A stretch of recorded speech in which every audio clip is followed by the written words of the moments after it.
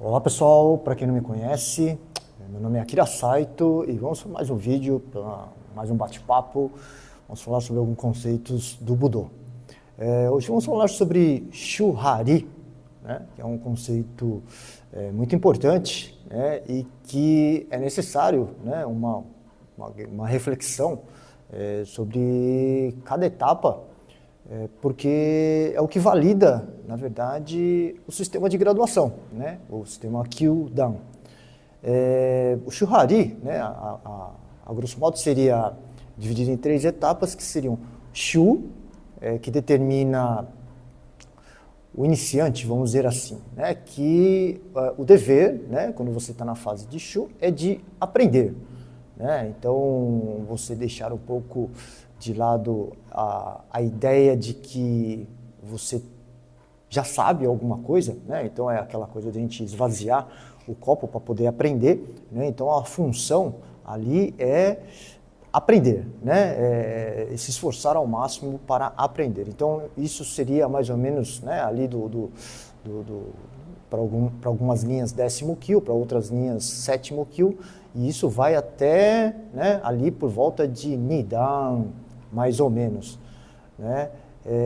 E ali o objetivo é simplesmente treinar muito, praticar muito para aprender. Estudar muito também, obviamente, mas com o intuito de aprender.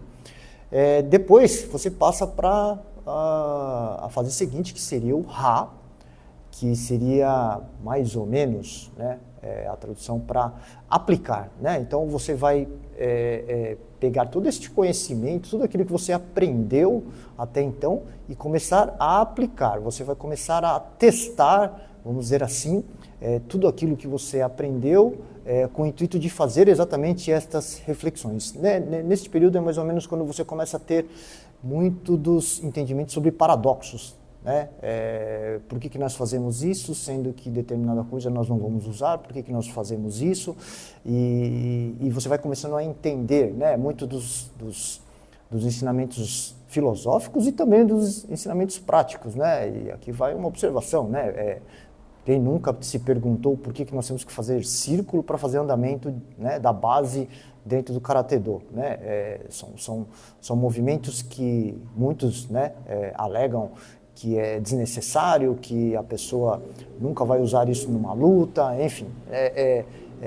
E para que, se você não vai usar, para que você tem que treinar? E exatamente isso é o conceito básico de encontrar centros, né? Fechamento de centro, você, na prática, você ter a observação sobre equilíbrio, sobre como fazer o andamento de forma correta, mesmo depois não necessitando do círculo, mas que você tenha um entendimento completo de como funciona a dinâmica, né, corporal, ali, como o seu corpo reage de acordo com aquele tipo de movimento.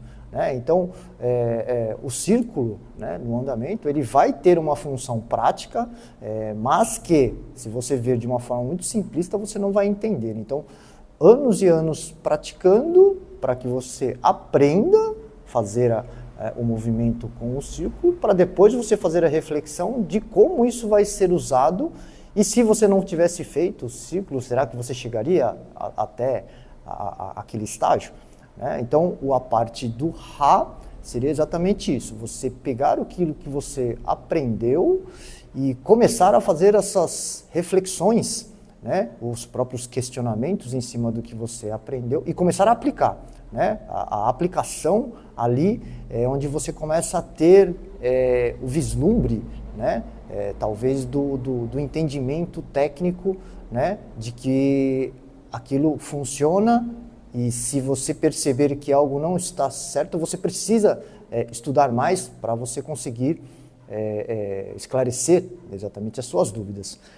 E aí, treinando, isso vai ali do Sandan até mais ou menos 6º, 7º Dan, né? Fazendo toda essa aplicação, essas reflexões. E aí você vai chegar ao estágio de Ri, né? Que geralmente é por volta ali de 8º Dan, né?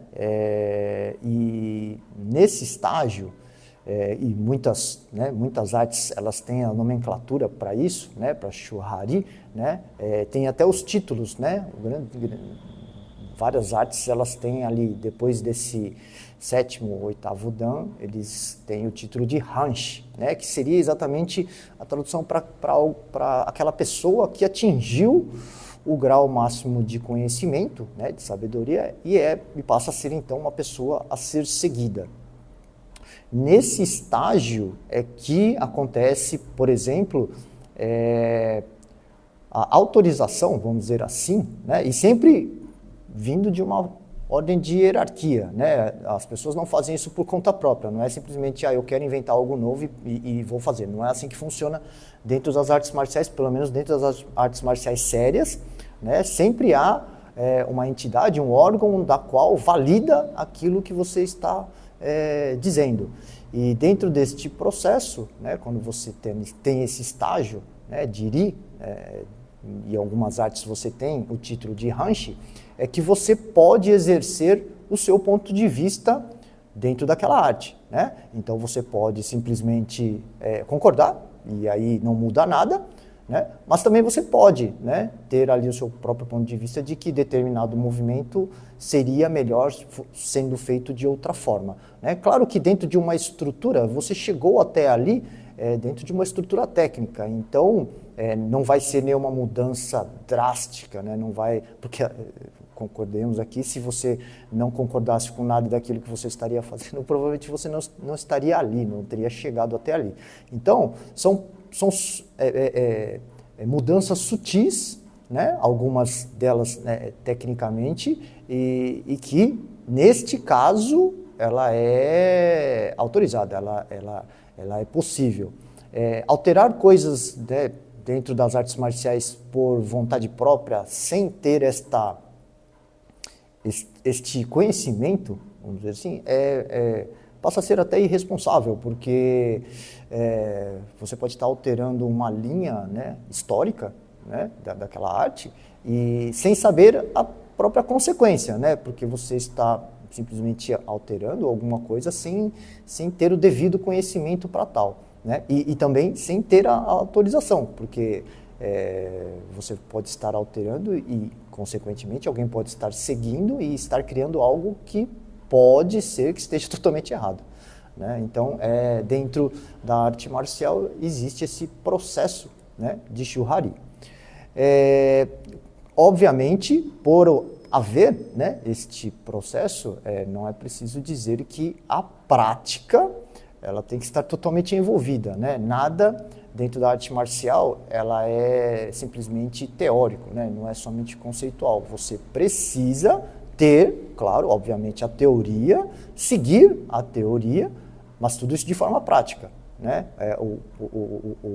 O praticante de arte marcial, ele não é a pessoa que comenta, né, que fala sobre arte marcial, né? O praticante já diz, é praticante. Se você não pratica arte marcial, você deixa de ser, né?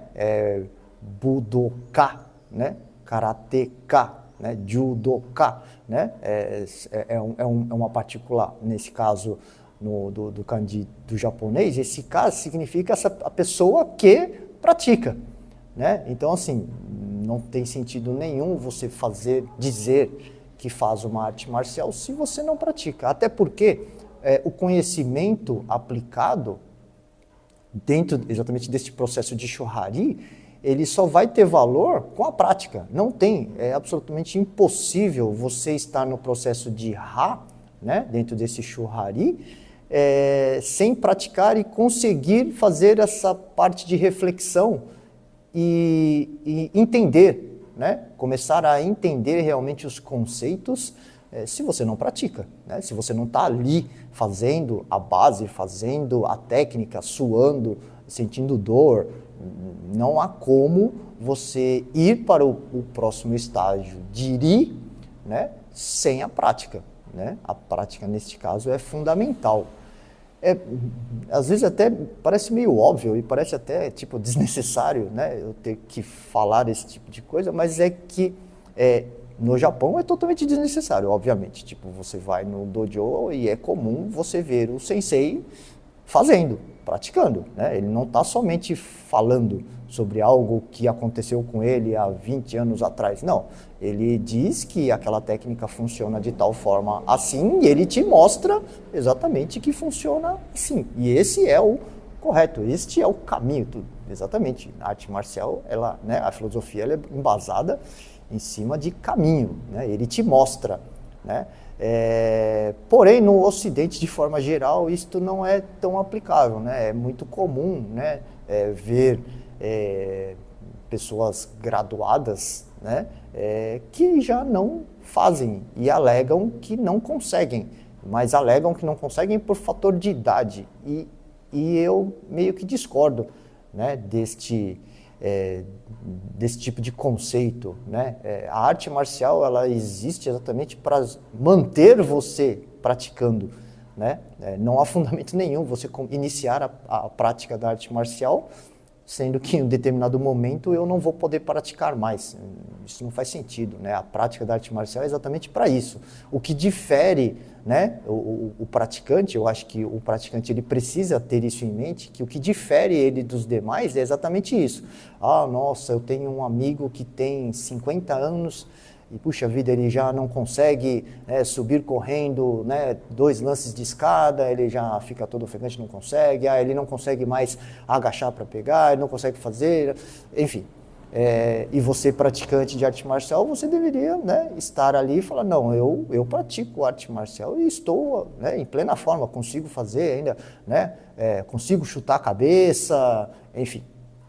Eu acho que isso é o mínimo, né, que o praticante de arte marcial deveria estar pensando, né? O fator de dar aula, né? Não, só eu não treino mais porque eu não tenho mais tempo, porque agora eu dou aula. Isso é meio contraditório, né? Porque se você não treina mais, está ensinando o quê? Né? Então, acho que isso, né, precisa ser revisto e exatamente o Ra, né, desse processo de Shuhari é exatamente onde a pessoa deveria estar fazendo esse tipo de reflexão, né? O porquê de estar, né, dentro desta arte marcial, né? O caminho está sendo elaborado em cima de qual conceito, de qual pensamento, né? Então, a prática da arte marcial, ela é essencial. Não tem outra alternativa. A gente precisa estar ali, né? Estar presente, né? Eu só tenho como falar para os meus alunos o quanto é duro fazer um Kihon-do, fazer uma série de kata, se eu estou passando por isso, né? Não adianta a gente ficar falando de passado, né? Não adianta eu falar assim, nossa, quando eu era jovem eu fazia 50 flexões. Eu fazia 50 flexões quando eu era jovem, me considero jovem ainda, continuo fazendo, faço mais, mas se daqui 20 anos eu não posso estar falando que eu fazia 50 flexões, né? Se eu quero falar das flexões, eu preciso continuar fazendo, né? Então, acho que isso é necessário para cumprir exatamente com o caminho da arte marcial, que é embasada em verdades, né? O Kanji de Makoto, né, ela condiz exatamente com isso, com verdades, com sinceridade, né? Então, é necessário, né? Eu acho que para quem quer crescer, para quem quer progredir dentro da arte marcial, é necessário estar fazendo esse tipo de reflexão. As altas graduações, elas não são meros certificados, eles não podem ser algo que você simplesmente prestei um exame, passei e agora está tudo bem, né? Eu acho que quando você presta um exame e passa, você precisa olhar aquilo com uma carga gigantesca de responsabilidade, porque a partir de então, né, que você teve a aprovação, você vai ter que fazer muito mais, né, e não menos. Então, acho que isso é essencial para que nós consigamos manter, né, as artes marciais dentro do contexto tradicional, original, que é o que acho que a grande maioria, né, pretende e deseja, né? Mas eu queria saber de você, né? Qual é a sua opinião sobre isso? Pode discordar também, não, isso não há problema nenhum. Pode ser que eu que esteja errado, não, né? Eu tenho esse meu caminho, né? Mas eu queria saber de você, né? Que está aqui curtindo nossos vídeos, né? Possa deixar aqui também a sua opinião, claro, sempre com respeito, com educação, porque afinal de contas nós estamos falando de Budô, né? E isso é essencial. Queria pedir também para vocês fazerem todos os protocolos do YouTube aqui, curtir o vídeo, compartilhar com seus amigos, né, com quem você desejar. Isso não necessita ser praticante, né? Eu acredito que vários dos conceitos que nós aplicamos no Budô valem para qualquer pessoa, né? Praticante ou não. Se inscreva aqui no nosso canal, o canal do Dojo aqui, que ainda é um canal pequeno, né? Mas que todos aqui são muito bem-vindos, né? Um grande abraço e até o próximo vídeo.